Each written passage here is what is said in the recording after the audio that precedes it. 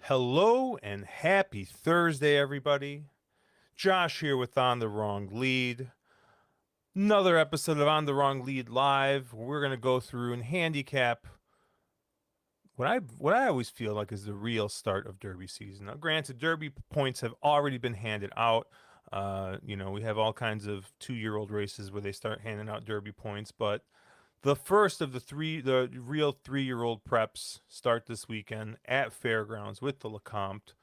Uh, we're not necessarily going to see, I mean, we might see a surprise here or there, but, for the most part, it's usually the second round of preps where we really start to see the serious horses. But I don't know. I always get excited. This gets the blood flowing, gets the juices going. It makes me start thinking, hey, Derby season's here. Mr. Mark Capitan, uh, are you excited for Derby fever? No, I'm not. I always think like there's nothing more overhyped in American racing than the whole race or the march to the Kentucky Derby. And there's definitely some good betting cards along the way though. So, if you find a good card, you find your spots, that's great. But I think the whole Derby fever thing is just way overhyped. Um, but I will say this Lecomte card is very nice. This late pick five, I think, could pay very well, and it's a fun little sequence. So I think it's one of those things. The entire Derby season, the entire Derby hype, overhyped. This card, on the other hand, pretty decent. Nice. Mr. Caleb Knight, previous resident of New Orleans, have you ever been to Fairgrounds for Lecomte weekend? I have not been for Lecomte. I've been for Louisiana Derby at least once, maybe twice, and then a couple of other random times for sure. But never for Lecomte, but I'm sure it'll be a good time. So yeah, I mean, it is a fun card. As Mr. Fun at Parties, Mark Capitan over there is not excited for the Derby season.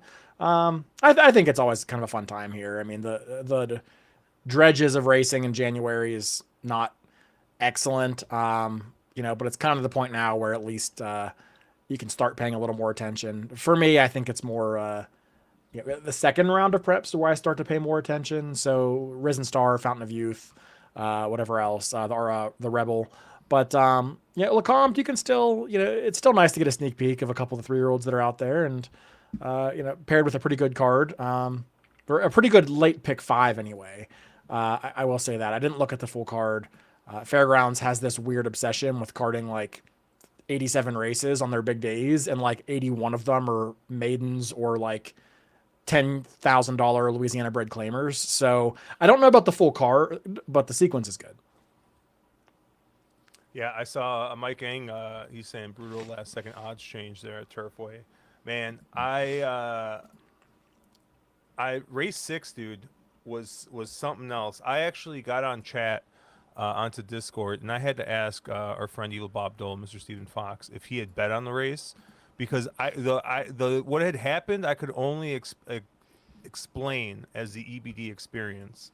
The horse that I had was on my top pick was on the lead and looked to be gone.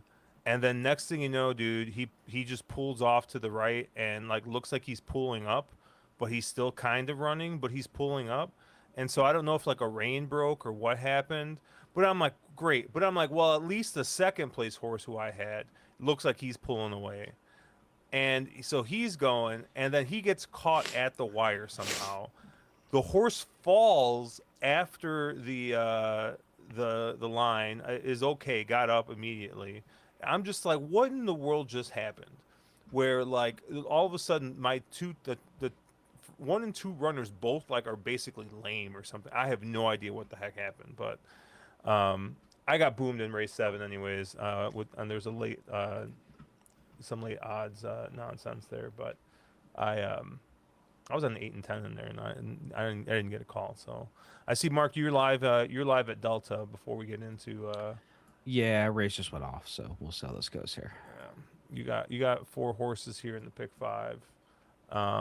But yeah, I was talking to Mark a little bit beforehand. I thought this was a really interesting pick 5 that we're going to talk about.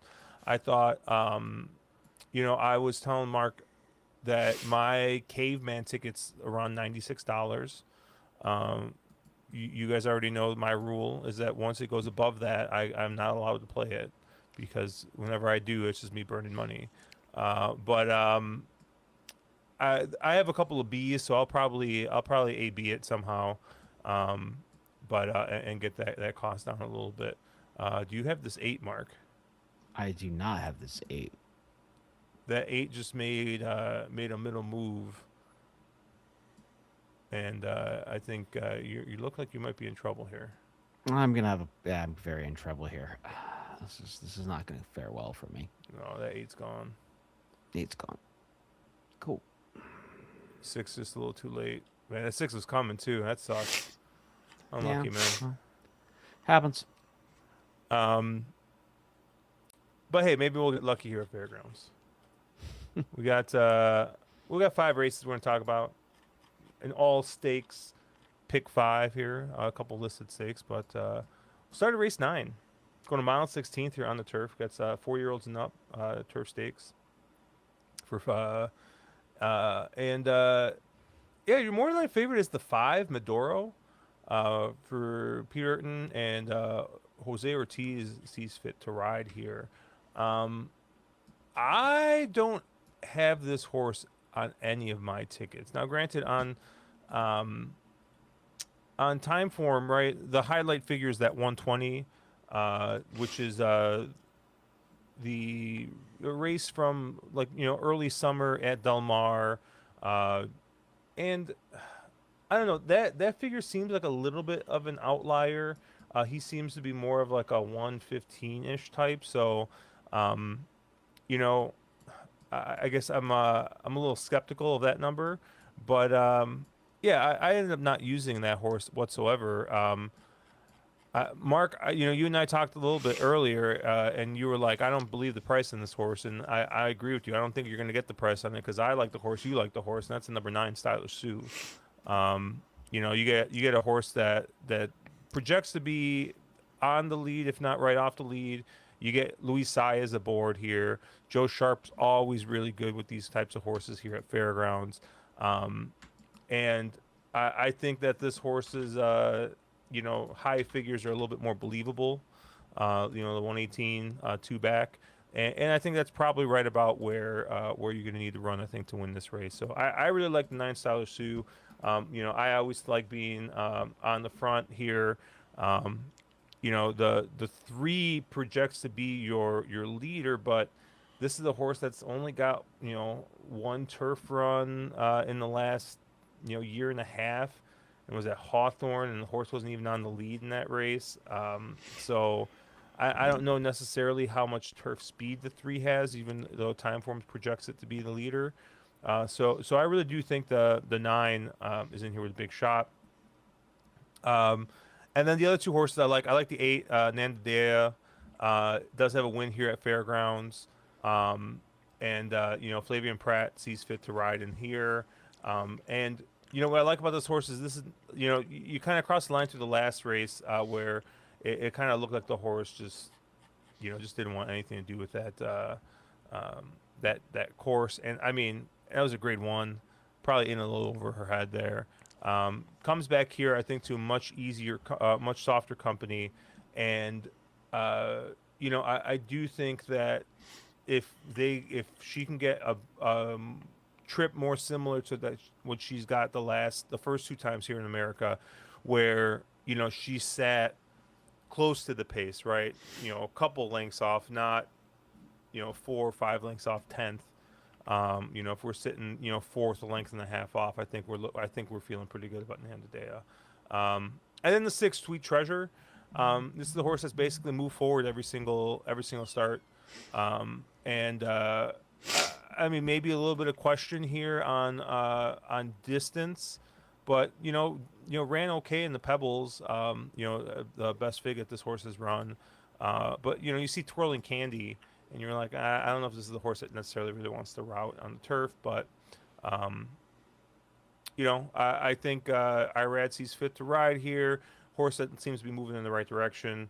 A 4-year-old going against some older horses in here. I like the 6 Sweet Treasure. So 9's my top pick, but I'll be using the 6 and the 8 as well. Mark, I'll let you go next. Where did you land here?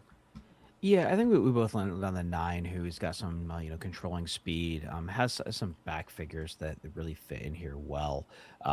There's always the question of can this one play in this sort of company. Most of those big figures have come in a little softer levels. So does the 9 Stylish Sue play here? But this is a horse that seems to kind of be getting better over time, and it has figures that really fit.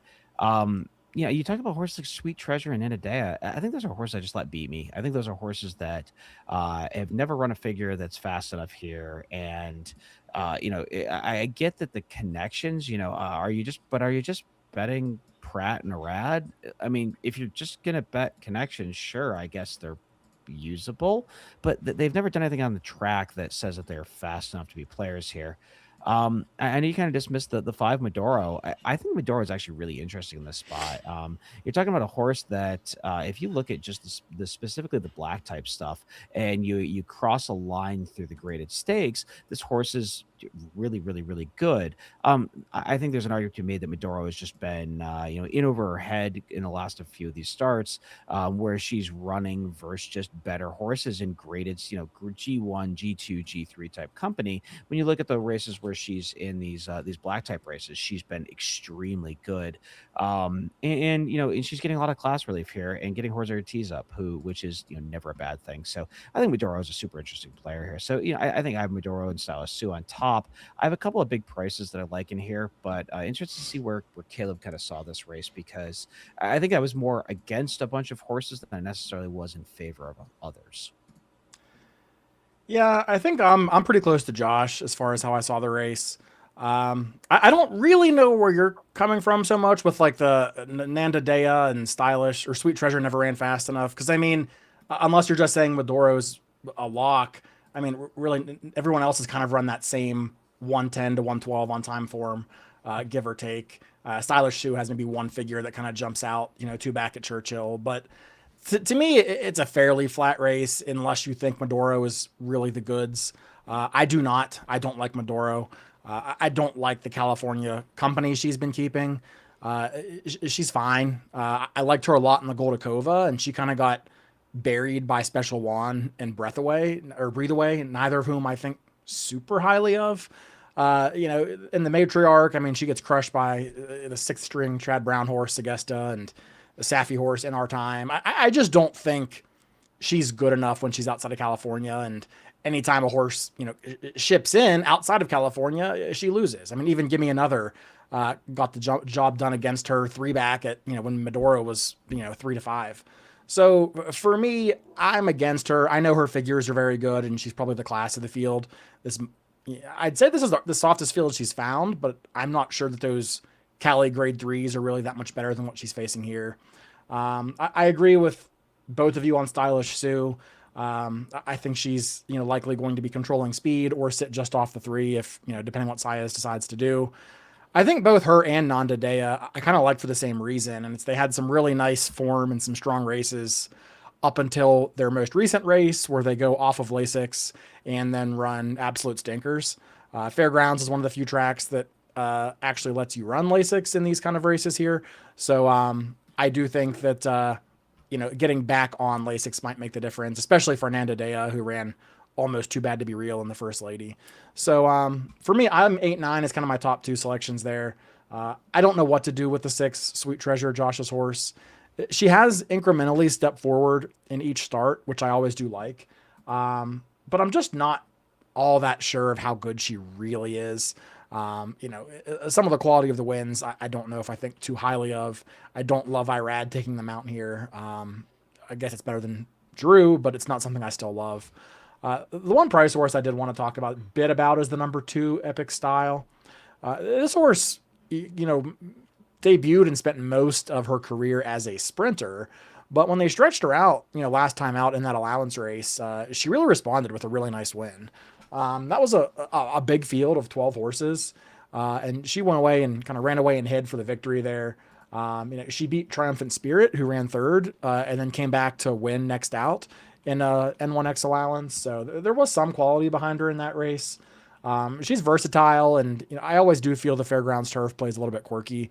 So I like a horse that's kind of proven over the turf course here. 12 to 1 is a fair price. So Epic Style is kind of the B that I would look to use in this race.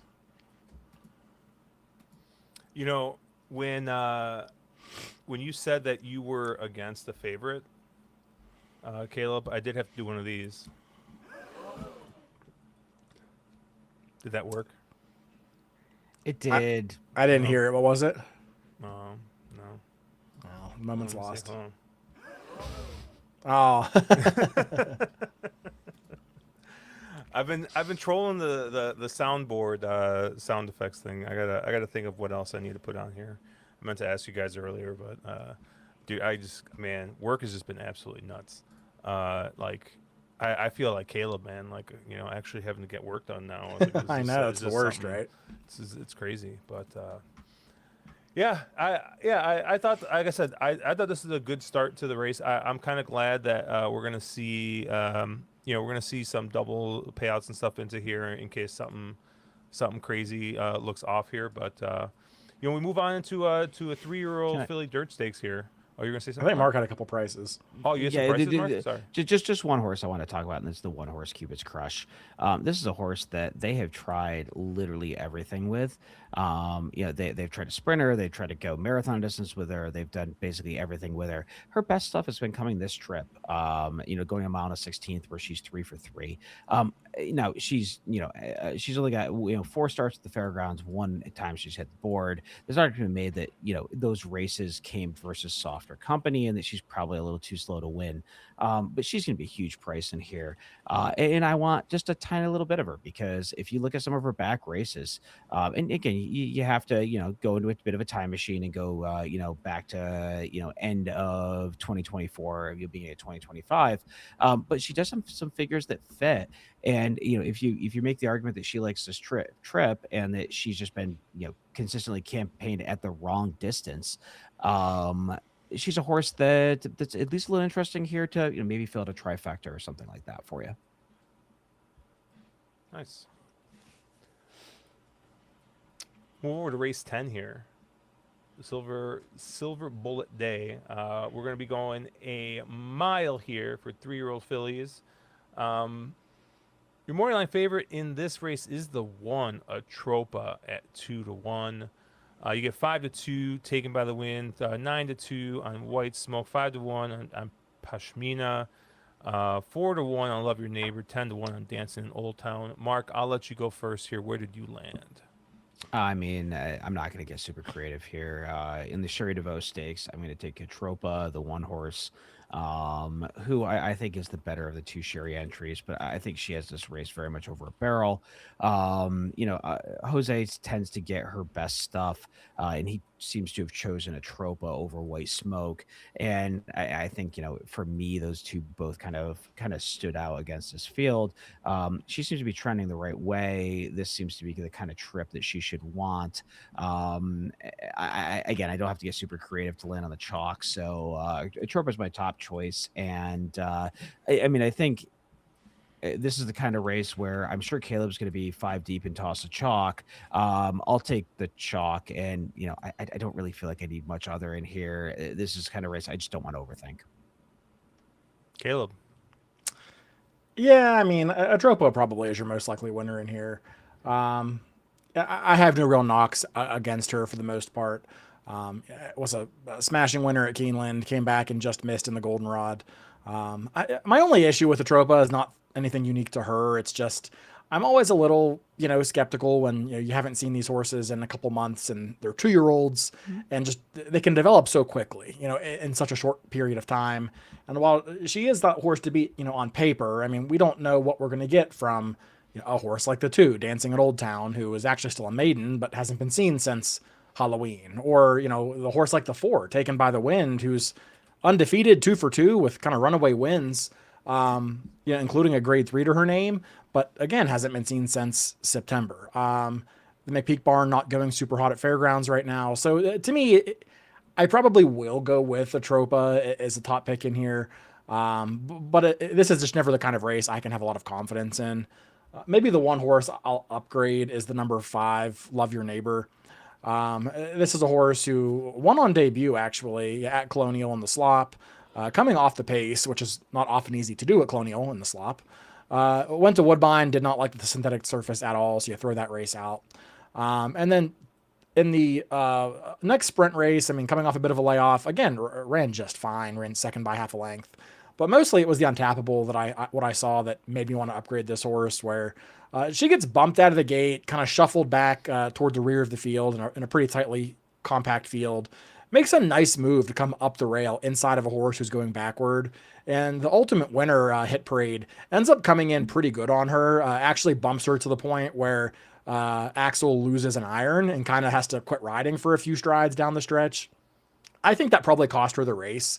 And admittedly, I mean, I'm not saying that race was good enough to win today over Atropa, but I thought there was enough trouble there that, she probably does deserve to be upgraded. So I would upgrade a horse like Love Your Neighbor coming out of the untappable. On the flip side, I'd probably downgrade a horse like Pashmina.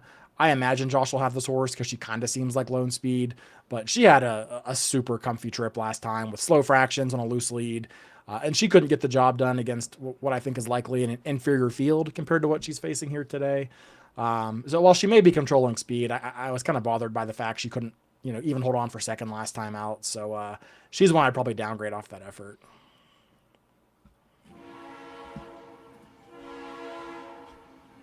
That's what I see the 6 doing. Just going. Is that an anchor? Drop an anchor? No, it was not a tugboat. That was a train horn. But I actually really like the 6. I mean, Caleb, you know me so well. Shocked. Shocked. Yeah, I'm gonna take what could be controlling speed. I will say I originally I was like, man, I'm gonna get cute. I'm gonna single here, and I was looking through because if you look on time form, right, the 6 looks looks to be your clear leader here. But if you look on optics, which is not something that we talk about a lot, but the 4 taken by the Wind actually looks pretty good on optics. I think the last race obviously was close up to that pace, and it looked like it was pretty contested. I mean, they were only off by a length there, was sitting in 4th. Kane McPeak shipping this horse in, and Brian Hernandez is his guy. Brian Hernandez riding here. So I really do like the 4. The 4 does look slow on figures, so that's more of a kind of a pace play. I'm actually kind of curious if the 4 is really going to go off that short. You can't really use figures, though. I mean, that's kind of like I always say. You're comparing 2-year-old figures from September versus January. Yep. I mean, she could be 40 points faster by now. Yeah. But at least pace-wise, I really think the 4 actually stacks up really nicely here. So, the thing about the 1 is I kind of feel like the 1's going to, I know it's a short field. It's only 6 horses, but I kind of feel like the 1 is got a shot at maybe leaving herself too much work to do in this spot. I'm gonna keep it simple. I'm gonna take the speeds. I'm gonna take the 4, and I'm gonna take the 6, and hope one of them can kind of either wire or sit just off and win this race. So I'm a simple man. Race 11. We got a. Are you also a Leonard Skinner fan, or? Are you also a Leonard Skinner fan? Why? Who's that? Wow. Am I that old? Josh is a musician. He I know definitely who Leonard knows Skinner that. is, but like, why would I be a Leonard Skinner Simple fan? Man song. Oh, Simple Man is like his most famous song. Oh, it's definitely not their most famous song. Their most famous song is Sweet Home Alabama, but second most famous song. Anyways, race 11 here. Is this what is this? Oh, the Colonel Bradley here.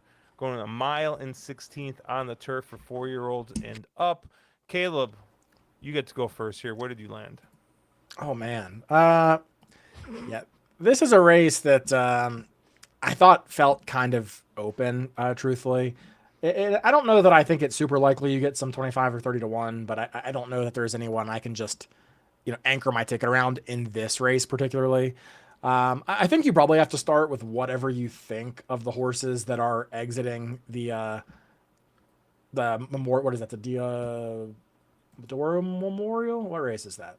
Dilberto Memorial. The race from December 20th. At the fairgrounds. A lot of horses exited that. And once again, I'd Rather Be Blessed gets just zero respect and goes out there and gets a win at a big number. I think last time was certainly the time to have this horse, but this horse never gets bed and it likes the fairgrounds and likes to win. I will have I'd Rather Be Blessed on my tickets just in the event that the same thing happens last time. And last time I remember because I played that day at the fairgrounds, I liked Theismann in that race. Theismann scratched at the gate, which then left I'd Rather Be Blessed as kind of the lone speed of the race, and she got the job done. So that being said, I prefer Theismann once again in this spot. I don't think you get anywhere near 10 to 1. I think that's kind of silly. But this is a horse who's improved 4 consecutive times in his last 4 turf starts. It has some really nice wins. Don't know what happened with the scratch last time at the fairgrounds. Was clearly kind of ready to go that day, but nevertheless, I mean, I think this spot's not that much harder than that one. So I like Theismann a lot. I find it curious that I'm not a huge jockey guy, as y'all probably know, but it's curious about the jockey carousel in here. I mean, Luis Ayes has had a lot of success riding for Pete Urton, for Theismann in particular, and Ben Curtis ends up getting the mount on Theismann, whereas Saez ends up on the 1 Capuna, who Ben Curtis rode last time out, and Saez has never rode. So just some odd jockey moves here. I don't play into so much upgrade or downgrade, but just trying to read into the intention a little bit. Capuna ran fine last time. I have nothing against him other than I don't think he's probably 3 to 1 to win this race. I'd want a bigger price than that, but ran arguably the best race last time out, given the slow fractions he was trying to close into. But at the odds, I was hoping to see a little bit more from him. So my top pick in here, and I assume I will not be alone on this, would be Theismann, the number 7. There's a couple other horses at relatively short prices I'll be throwing in, like Laganos, I think is just a super consistent runner that I'm going to have on a lot of my tickets in here. I'd Rather Be Blessed, I've already talked about. But this is not really a race that I have anything too creative. So maybe you or Mark have something more unique to say than I do. I mean, I basically landed on the 4 horses that you just already mentioned, and I kind of agree with you. Like, I think this is just a tough race because I think a lot of the top runners like either keep on beating each other, or like, one runs faster one time. It's just tough. I landed on the 3 I'd Rather Be Blessed as my top pick in this race. I just think that this horse just loves the fairgrounds, man. I mean, this horse shows up every single time in these fairground races, and like the numbers never come back eye popping, right? Like, Laganos, his spotlight figures a 126, right? I'd Rather Be Blessed ain't running no 126 in this race, right? But I'd Rather Be Blessed is going to run like a 117 or 118, and that just might be good enough to win this race, right? So, I thought 6 to 1 was a pretty square price. We'll see what price we get. Like I said, he never gets bet. I mean, he won the Muniz last year at 86 to 1. And then just, won that stakes race at 17 to 1. So we'll see if everyone woken up. They have him at 6 to 1 on the morning line. But him and Laganos are my top 2 picks. Laganos is just tough because, I mean, if you trust time form figures whatsoever, I mean, this is a horse that consistently runs 120. Right? I mean, that's just what this horse does. It's like, all right, Laganos is out here. He's going to run a 120. Like, you could just, mark it up.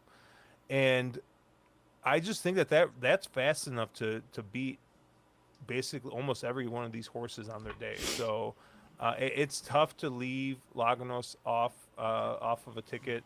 and for that reason, he's kind of my second choice here. And I think he's got a good running style for Fairgrounds, right? Because he's not going to be trying to close from the absolute clouds. Now, granted, last time he did, but we also saw that was Corey Lannery, his only time riding the horse, and probably the only time he'll ever ride that horse. Because every other time this horse has been ridden, I mean, this is a horse that's been sitting in a tracking position in fourth or fifth, right? So I think that is going to be the place to be for Logano. So yeah, I think he's going to get a nice little trip, nice little pace setup, and I think his figures fit really well. I think Jose Ortiz fits this horse very well. Has ridden this horse a couple times. And then obviously Theismann makes a ton of sense in here. Mark is looking and calling and trying to find anyone who will book him Theismann at 10-1 right now. But yeah, I mean, obviously there's a 121 in there from last time out at Keeneland.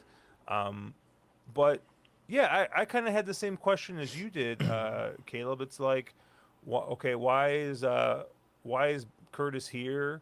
And why is Saez on the 1? Like, what is going on here? Like, it's weird to have these two horses kind of flip-flop like that, especially when I don't think Saez has ridden Capuna before. I mean, I guess maybe Curtis had choice. Question mark. I'm not really sure what's going on there, but yeah, we'll see if that figure is real. And I mean, this is a horse coming in with 3 straight wins off a 91-day layoff. So, we'll see. And then obviously Capuna, you already talked about. I just don't like the fact that this is a horse that's kind of regressed here at Fairgrounds, and was beat by I'd Rather Be Blessed at a short price.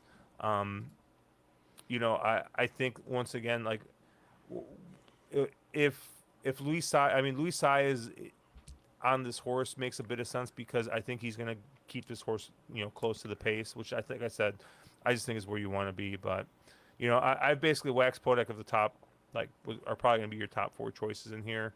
Like I said, if I was going to key something, I'm definitely going to key around the 3 and the 4. But I'm going to use the 1 and 7 as well. Mark? Yeah, nothing super creative to be said here. Josh is very correct. I'm looking for any book that will give me 10-1 on Theismann. But I think this is, we talked beforehand, kind of backstage, about, odds here. And I mean, shouldn't Capuna and I'd Rather Be Blessed, shouldn't their odds be flipped, considering the fact that I'd Rather Be Blessed beat Capuna blessed out? And, and like, and you have things like Theismann. Shouldn't Theismann's going to go off at like 7-2, 3-1 kind of range, right? Like probably second choice in this field. It's gonna be Theismann. Probably Laganos is your favorite, then Theismann is second choice. The morning odds are just terrible here. So nothing super creative to be said here. Laganos and Theismann are my top 2. Capuna or I'd Rather Be Blessed are the other 2 I'm interested in. Don't really have any price plays here. But if somebody can find me a book that'll give me 10-1 on Theismann, please pass it along so that I can get all of that. I just lost a disgusting photo at Turfway. I'm so upset. Oh, that was what that face was. I was talking and I saw the face. I thought I said something horrible. And I mean, if I was in front 99 frames out of 100, but the 1 frame was where the wire was with I ran second. Oh, he was so disgusted. He got. I was so disgusted. We lost him. Oh wow, that is disgusted. I mean, Q factor went down a ton, but the disgust level went. Yeah. Much less, right? Like, yeah. Disgusting. Dude, I'm So actually disgusting. mad. I didn't even realize that race went off. I was 2:11.75 in that race. It came in 11-2. Yeah, I know. I love Sugoi in that spot. Whoa. I did not have Sugoi. But I thought the 2 was gonna wire that thing, and it looked like he almost did, huh? He didn't go to the lead, but no, he sat 4th. Yeah, I got knocked out of the pick 4 with that nonsense in race 6. That I still don't understand what the heck happened. But all right, we got the 2 big races here. We got the Louisiana and then we got the Lecomte. So we'll start with the Louisiana here. 8 horses in this race, just a touch. 8-5 in the morning line is your favorite in this spot. And this is the horse once again. Like you kind of look at figures, and you're like, well, of course. I mean, this horse is gonna this horse just towers over a lot of these horses, but. Um, I like Just a Touch. I have two A's in this race, and obviously he's one of them, and I'm only using two horses in this race. But I'd be remiss if I didn't use the 7 Willie D's. Willie D's looks to be your controlling speed in here. I think he's faster early than Just a Touch, and I think he is, gets Ricky Gogo Santana aboard, and he knows there's only one way to go, and that's to go forward here. So. I kind of feel like I like the 7 a little bit better, especially because he is not coming off a 180-day layoff. This is the horse that's run recently.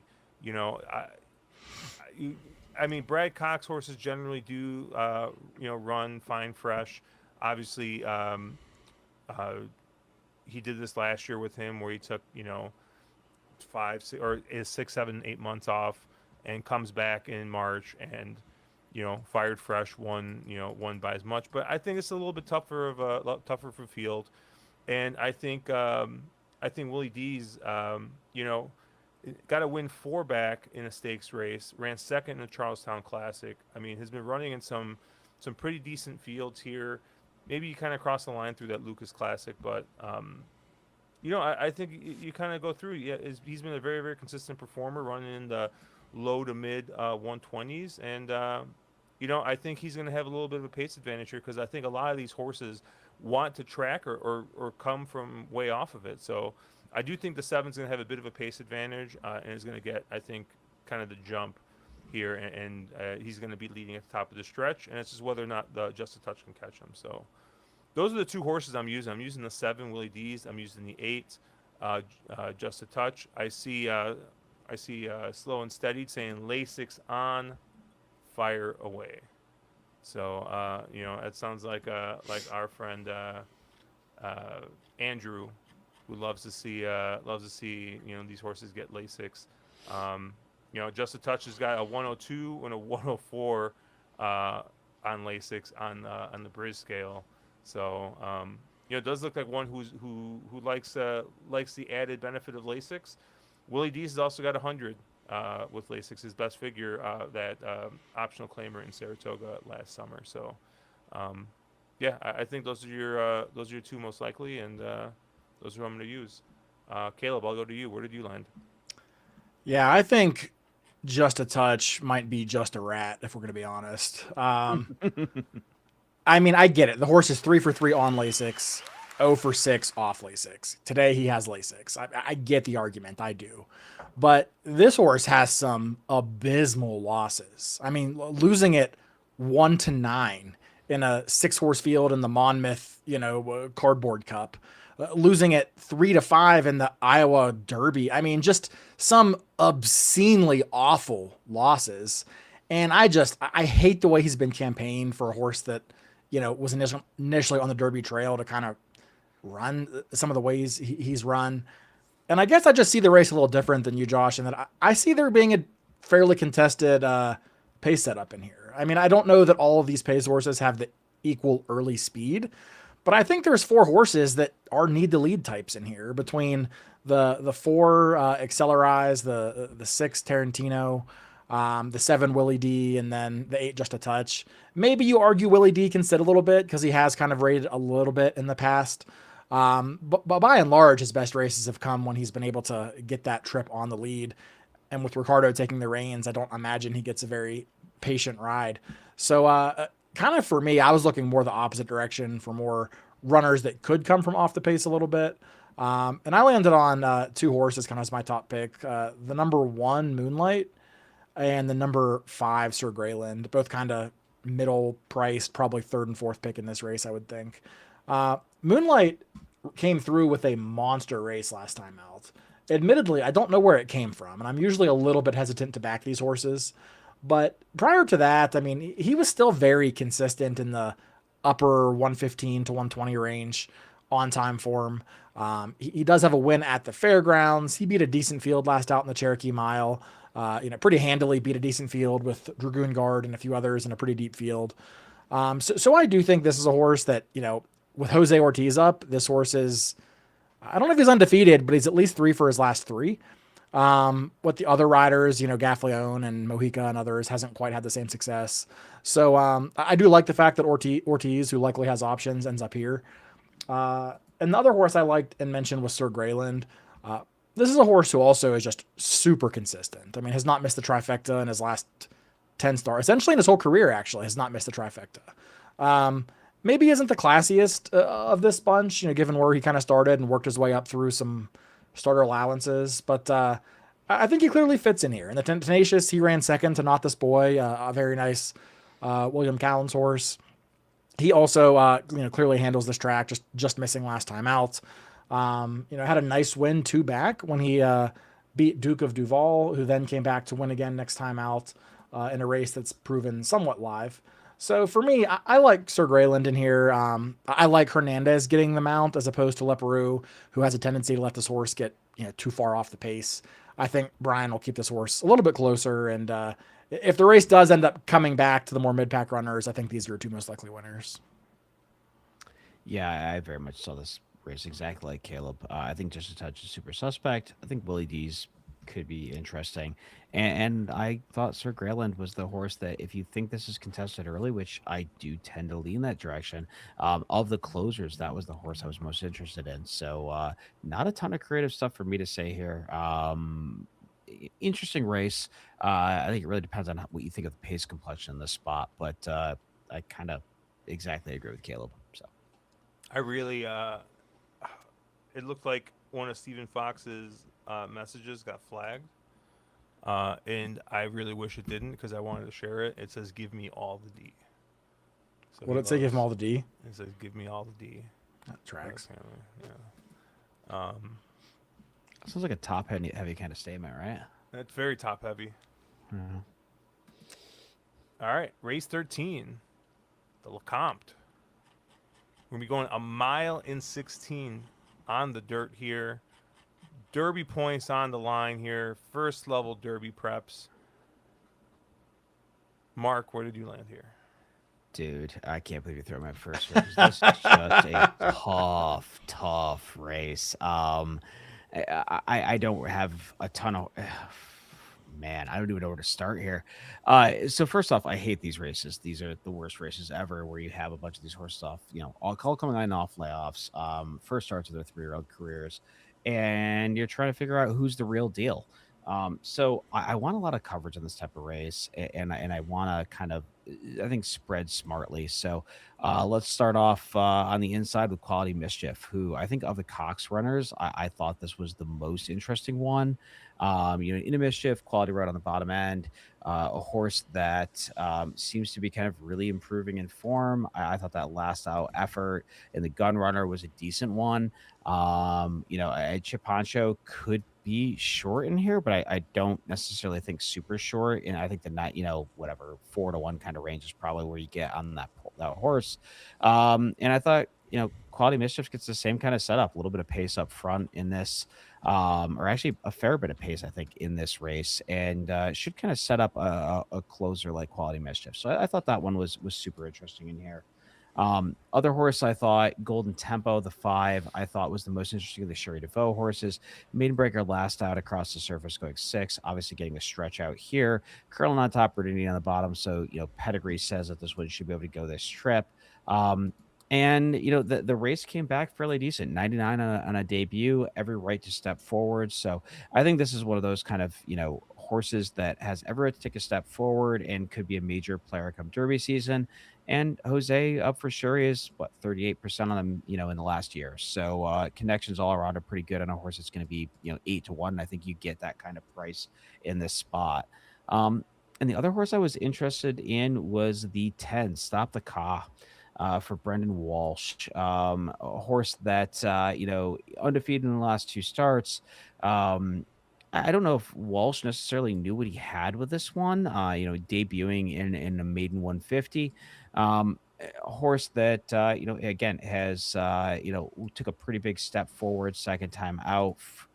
There, um, and I think kind of fits within this crowd.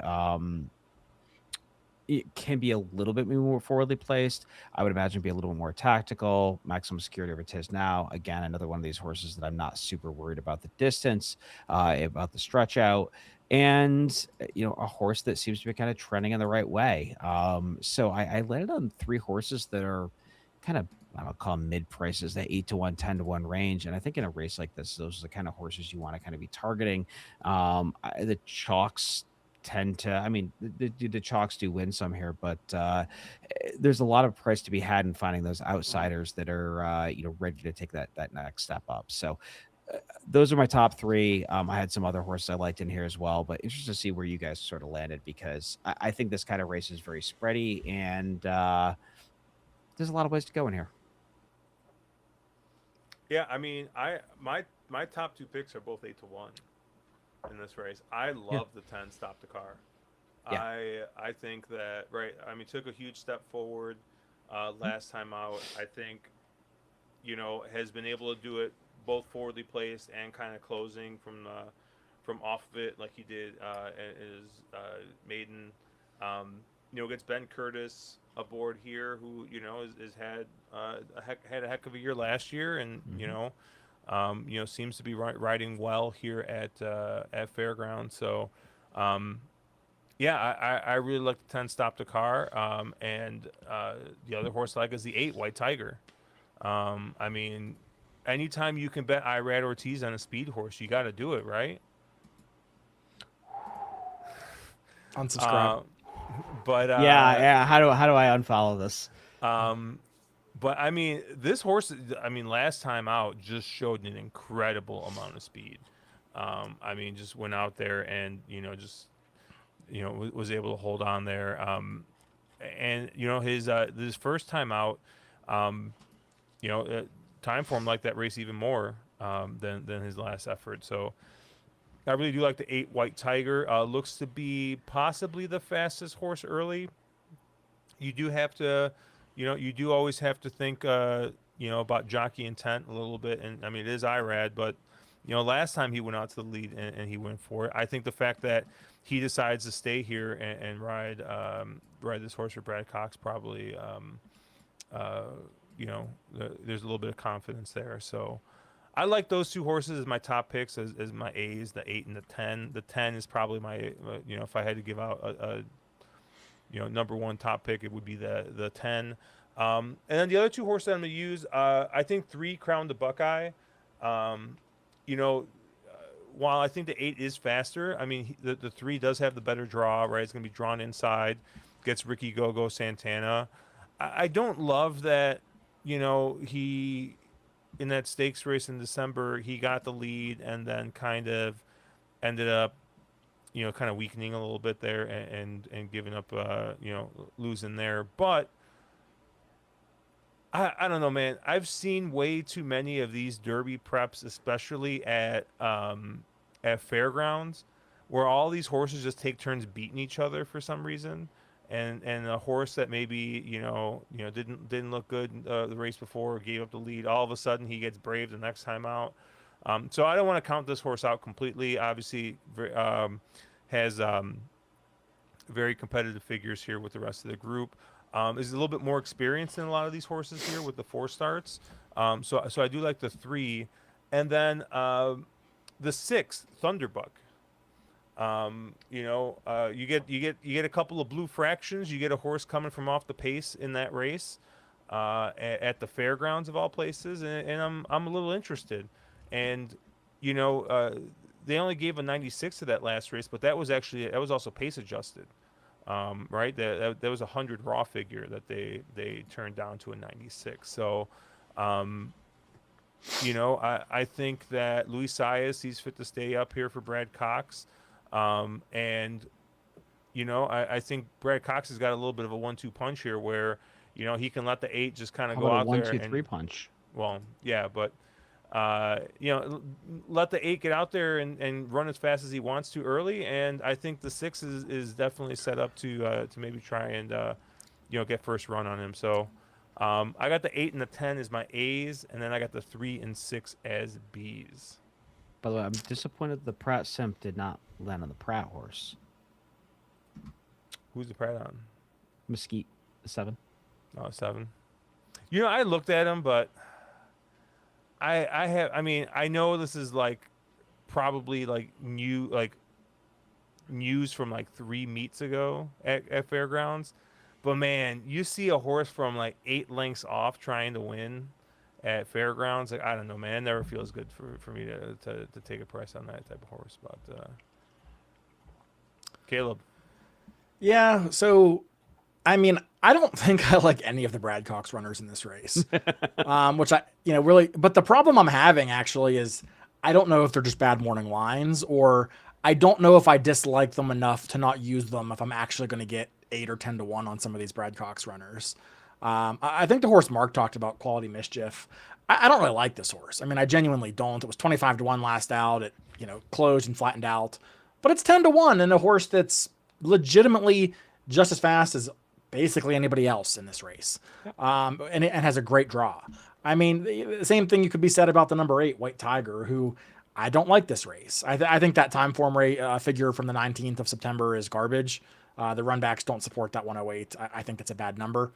But the 100 last out's probably more in line with what this horse has run. And again, that's not out of the conversation. And it's 8 to 1 for Ira Ortiz and Brad Cox. I don't really like the horse that much, but I don't know how they're going to bet this race. So this is really be one of those races where I take a value-driven approach as far as what I want to do. The 2 horses that I genuinely do like as much as I like anybody in here are both of the far outside runners. I know Josh said he loves Stop the Car. I agree. I don't know if I love him, but I do like Stop the Car in here, who has 2 pretty big wins in 2 starts, comes in undefeated. No shot you get 8 to 1 on this horse. Ben Curtis has been very live, went up for Brendan Walsh recently. And this is a horse that has a lot of versatility. I mean, closed from pretty far back in his debut and then sat just a length off the pace in a second time out when he got the job done at a pretty big number. Still does need to answer the 2 turns test, but he is bred to get this distance. We'll need to work out a bit of a trip. There's a horse that maybe can't make the lead and does have a pretty far outside post in here. But I like Stop the Car. And the other horse I liked was the number 11, Chip Honcho. I'm kind of just skewing my plays towards early speed. I'm kind of taking the 3 cherry approach here because I don't see a ton of speed in this race. I don't see any need the leads. I mean, if you're looking for a 3 cherry horse, there isn't one other than perhaps Chip Honcho, who comes in as the E8 of the race. And I'm genuinely not even sure how he gets to 8 because he only made the lead once. That being said, I want forwardly placed horses in this race. To Mark's comment about the Pratt Simp, I don't want anyone that's going to be more than 3 lengths off the pace in here. So that kind of already helps me get rid of about half the field, including some of the shorter prices. So for me, I like Chip Honcho, who, ran fine on debut and then came back with 2 wins, has kind of incrementally, inched forward, you could say, on performance. So the speed figures have been pretty flat. You may look at that as a negative. Oh, he's not getting better, but also the figures he's running are good enough to win based on what this field has run. So if he doesn't go backwards, which there's no reason to think he will, he's already a pretty main contender. If he does finally take that step forward here, then he'd be very tough to beat. 9 to 2 is no bargain. I'm not sure what price you actually get on him, but I liked his last race in the Gun Runner where he gets the win over the surface and the distance here, as he'll be facing today. Does some of the dirty work, dueling up on the lead and then holding off the closer late in Liberty National. The other horse that was kind of involved in that speed was the number 3 horse, Crown the Buckeye, who did fade a little bit late.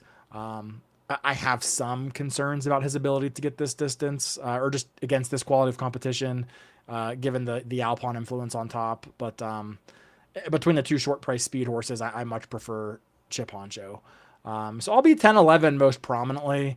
Haven't decided what I'll do with like the 6. I'm sorry, the 8 White Tiger, who, I like from a speed perspective, and I don't mind him from figures. I hate Irad on speed. I don't know what he's going to do to this horse, but my guess will be not send him. And then Crown the Buckeye, I have some questions about the distance, and he's one who I would not like at 3 to 1 or 4 to 1, but I think you probably get 6 or 8 to 1 on this horse, at which case he becomes a little more usable. All right. Anything else on this card? No. I feel like we just handicapped 5 races in record time. We really did. Oh, an hour. That's shocking for We us. got 3 minutes to the last race of Turfway. You guys got anything here? Oh yeah. I got nothing. Aye. Okay. Oh boy. Oh boy. Here we go. No, nothing crazy. Kind of a square opinion here, but I do think the 13 is probably the horse to beat. Yeah. They're betting the 12, who I don't like. I get why. It's George Weaver, it's Walter Rodriguez. It's coming out of New York, turf sprints into a Turfway, synth sprint. But the work pattern's atrocious on this horse. I mean, he's missed a whole month essentially of training, and is coming into this, pretty light on works.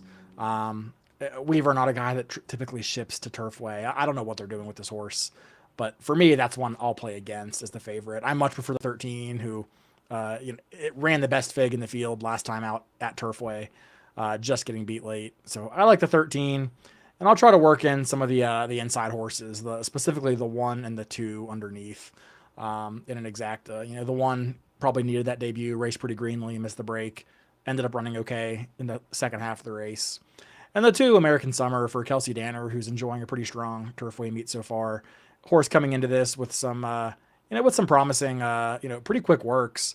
Also has a couple of gaps in that pattern, which I don't love, but maybe more willing to overlook that at 3 times the price. Mike Gang's on the 2, so he agrees with you there. Yeah, I was for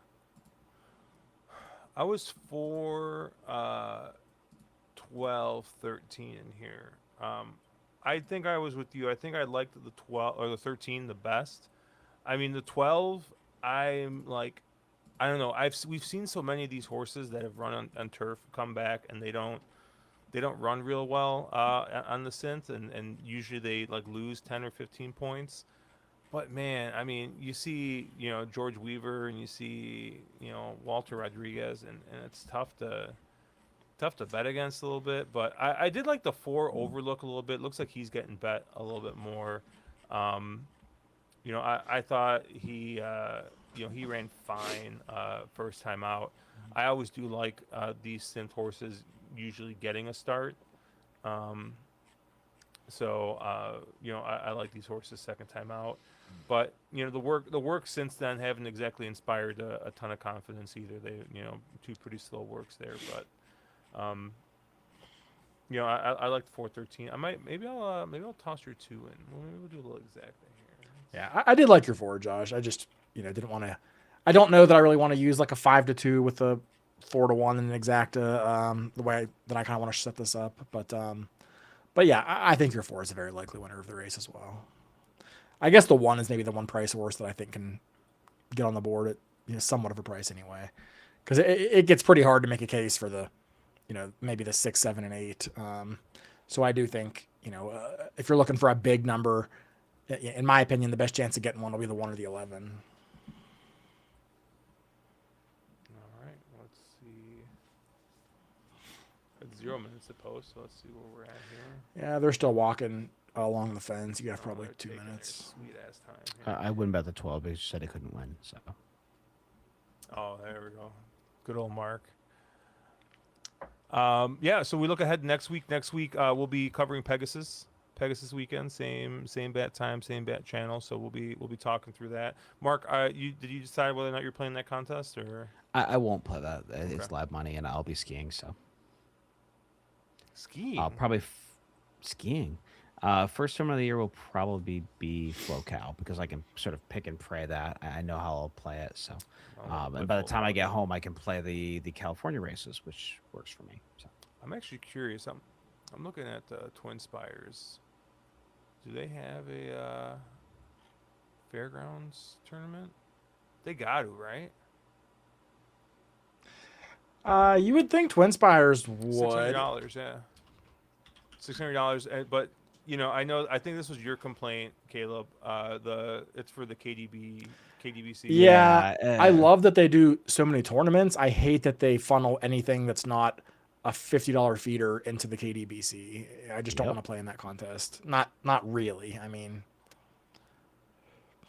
Twist your That's arm, one- and maybe. Yeah, I mean, twist if I your want arm, to you'll see it, I play would and have fun. participate, right? But I'd never buy in. If I got a seat cheap, I would probably play, but I do like like tonight they had a $50 just cash tournament. Tomorrow they got a $70 Fairgrounds turn. They got two Those are the $70 best. cash I mean, tournaments. I did those 50 to 75. I think they even had $35 at some point over the summer at Saratoga, back when I was essentially watching racing every day.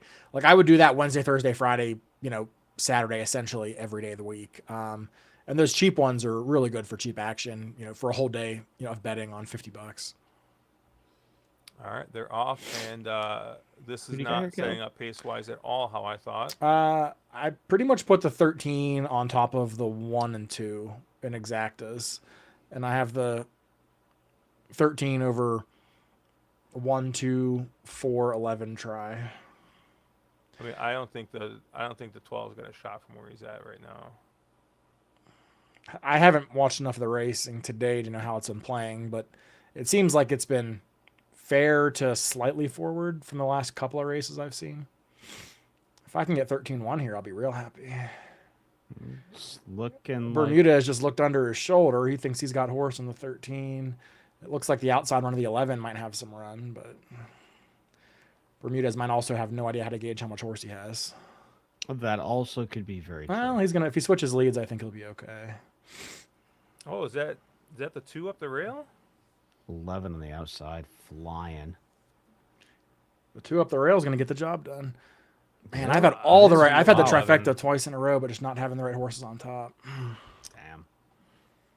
Well, good call on the 2. Went off at 9-2. Pretty square price there. Mike Square Ang, price, yeah. Mike Ang hitting the Yeah. 2. Crafty ride by Biscuits again, coming up the fence there. Was it Biscuit? Mm-hmm. Well, that's who's Oh, listed. I don't know if it's jock change. I see. Jock it's change to Gabe Sayas. says. Yeah, you're right. Yeah. Gabe.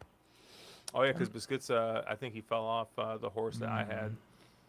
Oh. So, but yeah, it's gonna do it for us. Obviously, check us out at onthewronglead.com, at wrong_lead on Twitter.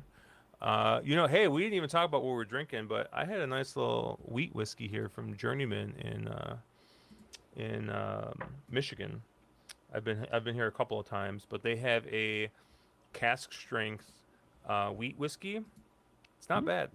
I actually quite enjoy it. It's called Corsets, Whips, and Whiskey. So, but good name. yeah, we'll be live next Thursday at our normal time. We'll be covering the Pegasus weekend, and then we'll be right back at the rest of the Derby preps as we go along. So, on thewronglead.com, at wrong_lead on Twitter. Check out our friends at DRF. Check out our friends at AM Wager. Have a good weekend. Let's make some money.